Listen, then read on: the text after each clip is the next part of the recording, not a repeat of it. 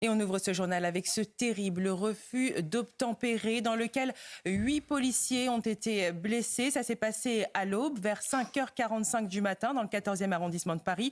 Les images que vous voyez là sont extrêmement impressionnantes. Les 8 agents de police blessés ont immédiatement été pris en charge et transportés à l'hôpital Cochin de Paris sans pronostic vital engagé. Le conducteur qui a refusé de répondre aux injonctions des forces de l'ordre était alcoolisé. Alors pour plus de détails, on rejoint tout de suite notre équipe, Mickaël Dos Santos et Timothée Forger sur place dans le 14e arrondissement. Mickaël, le nombre de policiers blessés est impressionnant. Quelles sont finalement les circonstances de ce refus d'obtempérer ?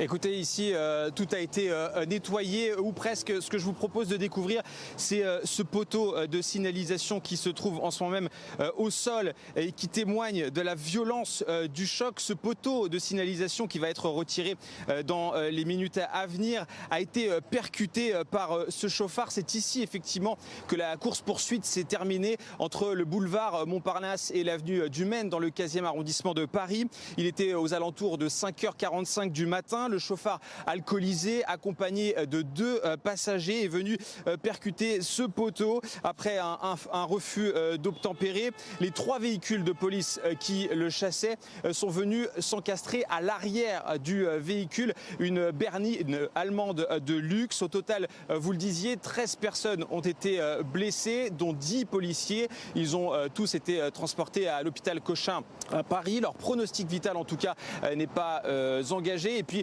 pour être tout à fait complet, on rappelle que ces refus d'obtempérer se multiplient un peu partout en France sans que l'on arrive à endiguer finalement le problème. C'est environ un refus d'obtempérer toutes les 20 minutes en France. Merci beaucoup, Mickaël, pour ces précisions.